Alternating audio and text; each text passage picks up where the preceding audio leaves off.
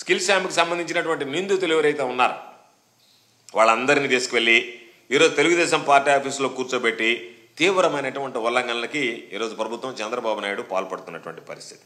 ఈరోజు బెయిల్ షరతుల్ని ఉల్లంఘిస్తూ ఓ దుర్మార్గమైనటువంటి పరిస్థితి. బెయిల్ షరతులను ఉల్లంఘించడం అనేటువంటిది సాధారణంగా ఎవరు పూనుకోరు. ఏది లెక్క చేయకుండా బెయిల్ షరతులను కూడా ఉల్లంఘిస్తా. ఈరోజు ఒకసారి చూస్తే చంద్రబాబు నాయుడికి ఆయన అధికారంలో ఉన్నప్పుడు పెండియాల శ్రీనివాస్ అనేటువంటి వ్యక్తి ఆయనకి దీనికి సంబంధించినటువంటి ఈ డబ్బు సంచులు మోసినటువంటి వ్యక్తి. ఆయన ఖాతాలోకి డబ్బులు జమ అయితే ఆ డబ్బులు డ్రా చేసి ఇచ్చాడనేటువంటిది మనం ఆధారాలతో సహా ఈరోజు సిఐడి వివరాలు సేకరించడం జరిగింది. ఆయన విచారణకి ఎదుర్కోవాల్సి వస్తుందని ఎవ్వరికి తెలియకుండా దొంగచాటుగా అమెరికాకు పారిపోయాడు. ఆయన పారిపోయిన తర్వాత ఆయన మీద సస్పెండ్ చేస్తే గవర్నమెంట్, ఆయన మరలా కూటమి ప్రభుత్వం వచ్చిన తర్వాత ఆయన మీద ఎటువంటి విచారణ లేకుండా ఆయన మీద ఉన్నటువంటి సస్పెన్షన్ ఎత్తేసి ఈరోజు ఆయనకు మరలా పోస్టింగ్ ఇవ్వడం జరిగింది. కాబట్టి శ్రీనివాస్ లాంటి వ్యక్తి, పెండియాల శ్రీనివాస్ లాంటి వ్యక్తి ఎవరైతే ఆరోపణలు ఎదుర్కొంటున్నాడో, విచారణకు సహకరించలేదో, విచారణకు హాజరు కాలేదో అటువంటి వ్యక్తి ఈరోజు మరలా ఆయన పిలిచి విచారణ ఎదుర్కోవాల్సినటువంటి వ్యక్తిని అందలం ఎక్కిస్తే ఇది అధికార దుర్వినియోగానికి పరాకాష్ట కాదా అనేటువంటిది చంద్రబాబు నాయుడు గారు సమాధానం చెప్పాల్సినటువంటి అంశం.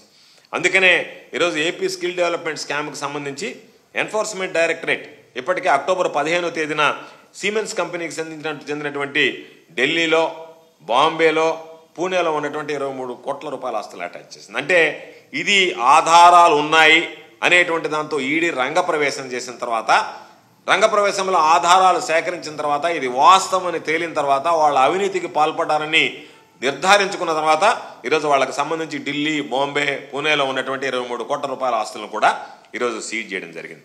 ఇప్పటికే ఏపీ సిఐడి చేసినటువంటి కేసు ఆధారంగా వీళ్ళు నకిలీ ఇన్వాయిస్లు రైజ్ చేశారు కాబట్టి దాని ద్వారా వస్తువులు కొనుగోలు చేసినట్టుగా మనం గుర్తించాము అని చెప్పి దాన్ని వ్యక్తిగత ఖాతాలకు మళ్లించారనేటువంటి అన్ని ఆధారాలను కూడా ఈడీ సేకరించే ఈరోజు ఆ నగదును కూడా ఈరోజు వాళ్ళు ఉన్నటువంటి ఆ అమౌంట్ను కూడా వాళ్ళ ఆస్తులను కూడా అటాచ్ చేయడం జరిగింది.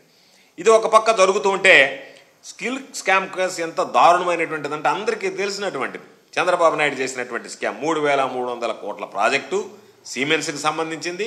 90% సిమెన్స్ పెట్టుకుంటుంది, గ్రాంట్ని ఏడిస్తుంది, ఏమి లేకుండా గ్రాంట్ని ఏడిగా ఇస్తుంది, మనం 10% భరిస్తే చాలు అని చెప్పి చంద్రబాబు నాయుడు గారు అనేక రకాలైనటువంటి కట్టుకథలు చెప్పి ఒక్క రూపాయి 3,300 కోట్ల రూపాయల్లో వాళ్ళు చెప్పినటువంటి గ్రాంట్ ఎయిడ్ 90% సిమెన్స్ కంపెనీ ఒక్క రూపాయి కూడా విడుదల చేయకపోయినా చంద్రబాబు నాయుడు 10% మేరకు 371 కోట్ల రూపాయలు రిలీజ్ చేశాడు. ఆ రోజు ఆ రిలీజ్ చేసినటువంటి అన్ని షెల్ కంపెనీల ద్వారా వెళ్ళి మరలా చంద్రబాబు నాయుడు గారి జోబుల్లోకి వచ్చాయి. ఇవన్నీ ఆధారాలతో సహా బయట పెట్టడం జరిగింది. ఎందుకంటే ఈరోజు ఒక్కసారి చూస్తే వాళ్ళ ఒప్పందం స్లైడ్ నెంబర్ 1 ఇస్తే ఒకసారి వాళ్ళకి సంబంధించినటువంటి ఒప్పంద వివరాలు ఉన్నాయి. ఏ విధంగా దానికి సంబంధించినటువంటి గ్రాంట్ ఎయిడ్ ఏ విధంగా ఇస్తానన్నారు, దానికి ఏ విధంగా స్పెషల్ ఇన్ కైండ్ గ్రాంట్ అని చెప్పి వచ్చింది, దాని మీద ఏ విధంగా మార్పులు చేశారనేటువంటిది ఒక్కసారి దానికి సంబంధించినటువంటి ఒప్పందానికి సంబంధించినటువంటిది. తర్వాత రెండో స్లైడ్, దీనిలో స్పష్టంగా చంద్రబాబుతో కుమ్మక్కైనటువంటి సుమన్ బోస్ అనేటువంటి వ్యక్తి ఒక్కొక్క దగ్గర ఒక్కొక్క విధంగా సంతకాలు చేశాడు. ఒక దగ్గర ఒక విధంగా సంతకాలు చేశాడు, మరొక దగ్గర అంటే గుజరాత్లో ఒప్పందం మీద ఒక రకంగా సంతకం చేశాడు, ఆంధ్ర రాష్ట్రానికి సంబంధించినటువంటి ఒప్పందం మీద ఒక రకంగా సంతకాలు చేశాడు. అంటే సంతకాల్లో కూడా ఎంత వ్యత్యాసం కనపడింది అనేటువంటి దానికి.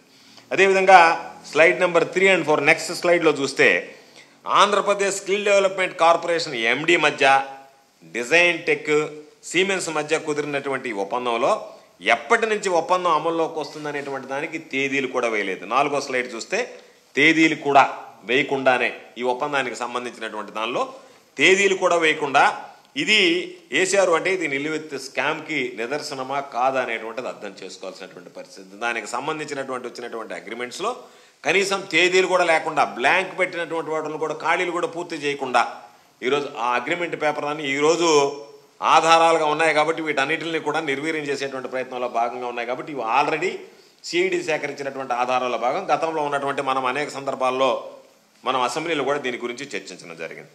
ఆ తర్వాత స్లైడ్ చూస్తే ప్రభుత్వం జారీ చేసినటువంటి జీవో నెంబర్ 90 దీంట్లో గ్రాంట్ ఇన్ ఎయిడ్ అని చెప్పి పెట్టారు.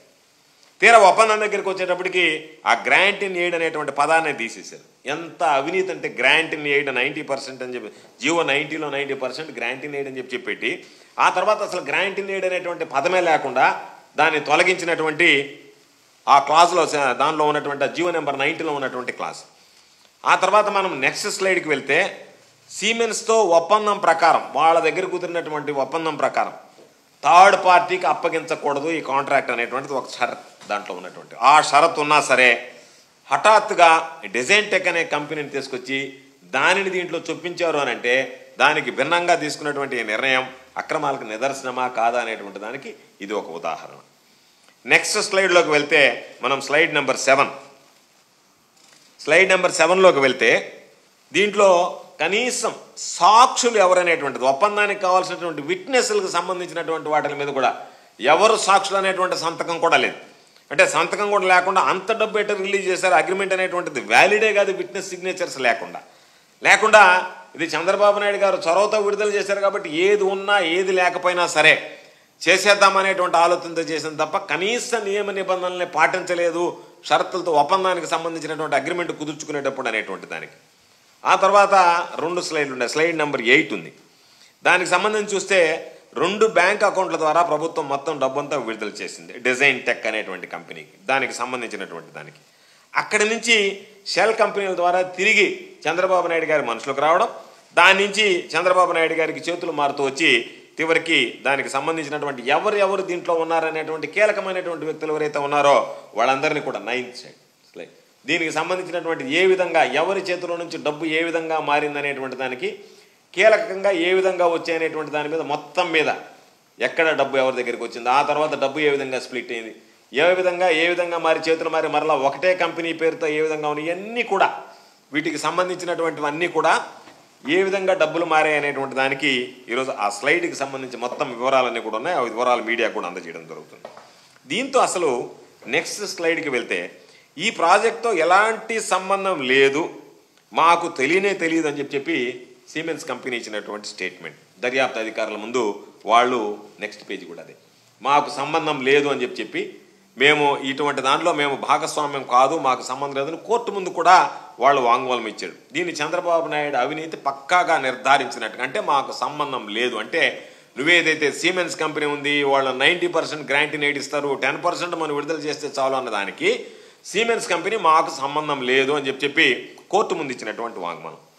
ఆ తర్వాత నెక్స్ట్ 12వ స్లైడ్ చూస్తే ఏపీసీఐడి నమోదు చేసినటువంటి ఎఫ్ఐఆర్ ఆధారంగా ఈరోజు రాష్ట్ర ప్రభుత్వం విడుదల చేసినటువంటి డబ్బు ఏదైతే ఉందో అది పక్కదారి పట్టినట్టుగా ఈడీ ఎన్ఫోర్స్మెంట్ డైరెక్టరేట్ గుర్తించినటువంటిది. దాన్ని 2 దఫాలో ఏ విధంగా డైవర్ట్ చేశాడు వీటికి సంబంధించినటువంటి ఆస్తుల్ని అటాచ్ చేస్తూ ఈరోజు ఈడీ ప్రెస్ నోట్ కూడా రిలీజ్ చేసింది. వాళ్ళు ఏ విధంగా డైవర్ట్ చేశారు ఎవరు జోబుల్లోకి వెళ్ళాయి కాబట్టి ఇవి మిస్యూజ్ అయ్యేటువంటి దాని మీద వాళ్ళు ఇచ్చినటువంటి ఆ ప్రెస్ నోట్ కూడా ఈడీ కూడా రిలీజ్ చేయడం జరిగింది. ఆ తర్వాత స్లైడ్లో స్కిల్ డెవలప్మెంట్కి సంబంధించినటువంటి మొత్తం ఏ ఫైల్ కూడా లేదు, ఓన్లీ నోట్ ఫైల్స్ రన్ అయినటువంటి నోట్ ఫైల్స్ మాత్రం ఆధారాలుగా తీసుకోవాల్సి వచ్చింది తప్ప ఆ ఫైల్ మొత్తం ఏదైతే మాయం చేశారో కీలకమైనటువంటి వ్యక్తులు సంతకాలు పెట్టారో వాటిని తీసేసి ఈరోజు ఆ నోట్ ఫైల్స్ ఆధారంగానే ఈరోజు కేసు మొత్తం కూడా వెలుగులోకి తీసుకురావడం జరిగింది. ఆ నోట్ ఫైల్స్ ఉన్నాయి తప్ప మెయిన్ ఫైల్స్ ఎక్కడా లేకుండా కూడా ముందునే చంద్రబాబు నాయుడు అధికారం కోల్పోయే ముందే అన్ని రకాలైనటువంటి ముందస్తు చర్యలు కూడా తీసుకున్నాడు తన అవినీతి బండారం బయటపడకుండా. ఆ తర్వాత నెక్స్ట్ స్లైడ్లో వీటికి సంబంధించినటువంటి నిధులు విడుదల చేసేటువంటి సమయంలో ఫైనాన్స్ సంబంధించినటువంటి సెక్రటరీస్ కానీ ఐఏఎస్ ఆఫీసర్లే చాలామంది వీటిల్లో జరిగేటువంటి కార్యక్రమాల్లో పెద్దగా ఫలితాలు రావడం లేదు కాబట్టి వీటిని నేరుగా ఇంత పెద్ద మొత్తంలో అమౌంట్ విడుదల చేయకుండా పైలట్ ప్రాజెక్ట్ చేద్దాం, ఆ పైలట్ ప్రాజెక్ట్ ప్రకారం ఒకసారి ఆ పైలట్ ప్రాజెక్ట్ చేసిన తర్వాత కనుక దాని ఫలితాలు బాగుంటే మనం మొత్తం మీద ఇంప్లిమెంట్ చేద్దామని చెప్పి రాసినటువంటి ఫైల్స్ అయ్యి. కాబట్టి ఆ తర్వాత చంద్రబాబు నాయుడు ఆదేశాల మీద ఎన్ని రకాలైనటువంటి స్లైడ్లు ఉన్నాయి చూడండి. ఇవన్నీ కూడా వాళ్ళు రాసినా సరే ఎప్పటికప్పుడు ఆర్థిక శాఖ అధికారులు అనేక రకాలైనటువంటి సందేహాలు వ్యక్తం చేశారు. వీటికి సంబంధించినటువంటి ఫండ్స్ మిస్యూజ్ అవుతాయని చెప్పినాడు, ప్రొసీజర్ ల్యాబ్స్ ఉన్నాయని చెప్పాడు, పైలట్ ప్రాజెక్ట్ కింద తీసుకుందామని చెప్పారు. ఎన్ని చెప్పినా సరే వీటన్నిటినీ బేఖాతరు చేస్తూ వీటన్నిటిని లెక్క చేయకుండా మొత్తం దానికి సంబంధించినటువంటి చంద్రబాబు నాయుడు గారి ఆదేశాల ప్రకారం అన్ని 16వ స్లైడ్ కూడా అదే అక్కడ కూడా వాళ్ళు రాసినటువంటిది. దీనికి సంబంధించినటువంటి దాంట్లో ఎన్ని ఇబ్బందులు ఉన్నాయి, దీనికి సంబంధించినటువంటిది ఏ విధంగా మిస్యూజ్ అయ్యేదానికి అవకాశం ఉందని చెప్పి రాసింది. నెక్స్ట్ స్లైడ్ కూడా అదే. ఇవన్నీ నోట్ ఫైల్స్ మీద ఆ రోజు అధికారులు రాసినటువంటిది. నెక్స్ట్ స్లైడ్ కూడా అదే. దానికి సంబంధించినటువంటి నోట్ ఫైల్స్ మీద ఎన్ని రకాలైనటువంటివి రాశారు. నెక్స్ట్ స్లైడ్ కూడా అదే.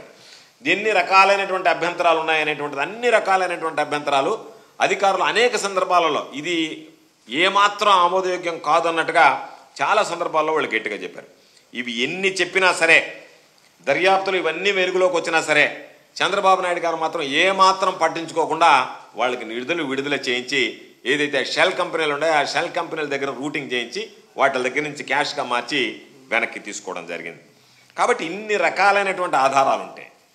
ఈ రకాలైనటువంటి ఆధారాలన్నీ పక్కన పెట్టి వీటన్నిటిని ఏదో ఒక విధంగా వక్రీకరించి తిమ్మిని బమ్మిగా చేసి, బమ్మిని తిమ్మిని చేసి తన అధికారాన్ని వాడుకొని ఈ కేసులన్నీ నీరుగార్చాలనేటువంటి లక్ష్యంగా పనిచేయడం అనేటువంటిది ఇది సరైనటువంటి పద్ధతి కాదు అనేటువంటిది ఈ సందర్భంగా తెలియజేస్తుంది.